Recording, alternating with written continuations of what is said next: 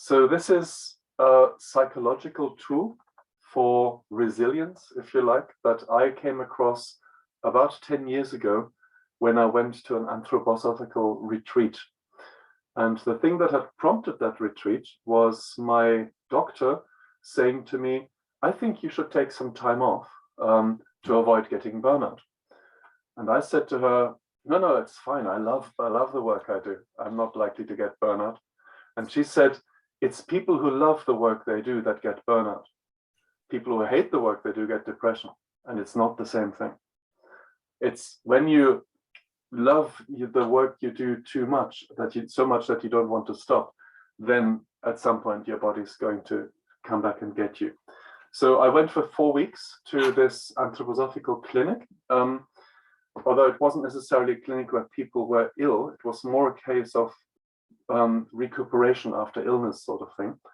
And one of the threads that were there was an anthroposophical doctor giving some kind of generic advice. Here are some tools that you might want to use. And this one tool really resonated with me, and I've used it very frequently ever since. And it's called the Soul Garden. I'm just going to change my camera because it's a bit better to kind of bring it to here. So imagine that your soul life is represented by a garden. And there's a gate, like that, and a wall all around the garden. And in the middle of the garden is a tower, and that tower is where you are. So you could call that tower your I or yourself. And this tower is quite inaccessible to anyone that you might want to take into your garden. So not even your husband, your children, your very closest friends can get into that tower. Only you have access to it. You can climb up all the way to the top. It's got a roof terrace, and you can overlook whatever else lives in there. What is in your soul garden? What grows there, if you like, and where everything is, and so on. Yeah. But remember, it's only you who has access to this. So because it's only you, the beds that immediately surround the garden, the flower beds that surround the tower, that go around these other ones, where you will put a lot of care. Only your very favorite plants go there, if you like. Everything that's closest to you, most attractive to you, you keep quite close to your tower, so that when you go in and out of this special place that is only yours, you're always in close proximity with that. And then you've arranged your garden so that there are various designated beds. So one of those I would probably call, let's give it different colors. Let's call this one work. So everything that has to do with my profession, being a teacher, goes here. I plant those things here. There's a low wall around it. So when I stand there and I work there and I do things there, I can still look out. I can see all the neighboring beds. I can see my tower, which is right next to it. But the low wall means that anything that I grow in this work area can't escape, can't go out because plants can't walk, can't get out to grow somewhere else. The area next to the work area,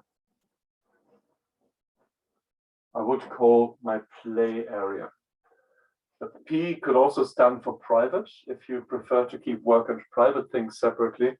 I find that quite difficult, so I call that the play area. And here I have tables and chairs. This is usually where I bring people. When I invite somebody into my soul garden, that's where we hang out. It's got some bits where there's a hammock between two trees where I can just be by myself. It's not to scale because there's also a place to play football or a trampoline or a swimming pond or whatever you'd want to have. This is for the things that I enjoy doing and that nourish me, that are not to do with work. So there may well be some plants that grow here that will also grow there. And the question is, are they the same plants or aren't they? Well, different surrounding, different environment. A third area is really important in this context. And this area I call the experimentation area. Remember I said that there's a gate here. Now, if something new comes into my garden, in other words, if a new impulse comes, if a new plant comes into the garden, and I'm not quite sure yet, will it go here or will it go here? I'm going to plant it here first, into my experimentation area. So anything can be planted here for me to find out, do I like the look of it? If I've planted it there and I watch it grow for a while, will it develop prickles or poisonous berries that I didn't see when I first got it because it was small? Which way is it going to go? Will it thrive in the soil that my garden provides for it? Or will it wither and not really develop? In which case, it really needs to go onto the compost heap. So anything that doesn't thrive in the experimentation area, I won't try and plant it in here because I know it won't do well there. It goes on the compost. Now there's a fairly large area here in between. And this one, you might call the jungle. It's a wilderness, essentially. When I stand up here and I look down on my garden, I can, I quite like these two areas because I can see everything that happens in there. This one I've arranged quite tidily. This jungle area, to be honest, I'm not even quite sure what's in there. I never go inside it because it's quite prickly and it's quite dense. I don't really want to get rid of it either because every so often at certain times of the year, this jungle area either blossoms or produces fruit, which are rather nice and I can pick from the outside. So I sort of respect that it's there and I trim it back every so often, but I don't really necessarily want to go in there or interact with it too deeply. I'm quite happy not to know exactly what's in there. So this gate here that I was talking about earlier on has a particular feature. It can't be opened from the outside. This is where it gets important. So people obviously bring me things all the time. I get deliveries every day. And people carry boxes full of things that they think should be in my garden.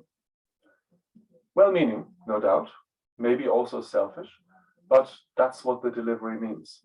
So I don't take those boxes straight here and unpack them because outside my garden, I have a shed. And in that shed is a large table. Like this. And I take that box into my shed and I put it on the table and I unpack it there. And I have a look what's inside it. It may well be that some of the contents of that box should come into my garden because they look promising.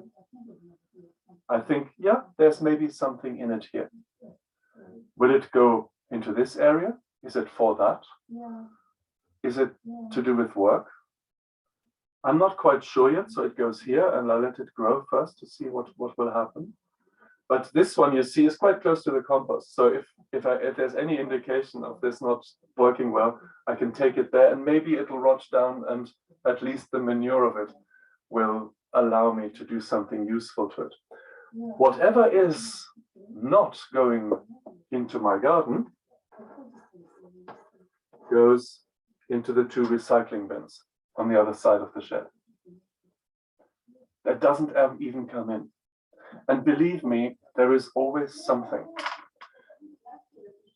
I've never yet received a box from somebody where everything that was in that box really needed a place in my garden. There was always a certain necessity to sort through it first. And it's a visualization, of course. It's a relatively simplistic, maybe surprisingly simplistic visualization. You think, well, yeah, I get that. I don't have to think about that. How is that going to be useful to me? Well, relatively soon after I heard this, when I came back from this experience, I was back in the classroom, and there was an argument between two pupils in my class at break time, and I was on break duty. And they had a fight. And there were several children involved, but two of the children were fighting particularly strongly, and one of them got hurt. So the mother of the boy who got more hurt than the other one, she came to see me, and she asked to see me after school, and she offloaded in a big way. Yeah, she said, I can't trust you anymore, that you will keep my child safe. All the other children have got it in for him. This has been going on for years. I've had it up to here. I don't want this anymore. I demand that you take action, and that you do this and that you do that. And I had to listen to her. And because she was so full of emotion, the best thing I could do for her was to say, if you don't mind, I'm not going to answer you straight away, but I'm going to think about what you've said. So can I take that away, and can we meet again tomorrow? And I'll tell you what I've thought about. And then when I did have time to consider what she said, I realized that there were certain things happening in her life and certain things that had happened to her as a pupil, which, because I knew her backstory, you see, which made me realize that her child being hurt at school triggered her, brought back some traumatic experience that she had had herself at school. She was a pupil in that same school 20 years before. And that particular fact has nothing to do with me. It may impact her child to some extent, but that might be in my box, but it's not going in my garden. What does go in my garden is the fact that I noticed too late that that fight was happening. So I had to go there and think, okay, how come I didn't react quick enough? And then I remembered, oh yes, I was talking to a colleague, and we were discussing some important stuff about the meeting later on that day, and I wasn't alert enough to what was happening with the children. That definitely had to come here. Yeah, I didn't even have to go there first. I knew, okay, I need to pay more attention to what's going on with the children in future. So that part, when I unpacked the box, came into my garden. Obviously, a certain amount of care for that particular child also came into my garden. But the aggro, the things that also came with that box, didn't need to come in. And this is just one of many, many examples where I was able to use this particular technique, not only to my benefit, to stop me getting stressed, but also to be fairer to the people I was dealing with, to not make false promises, to not raise their hopes, which I inevitably would have to disappoint sometime down the road. So being able to compartmentalize and visualize a way that involves my agency in dealing with what people bring towards me has made me a much better communicator and a much more effective teacher. And this is what I wanted to share with you on that. So I'm going to stop the recording now. So thank you for that.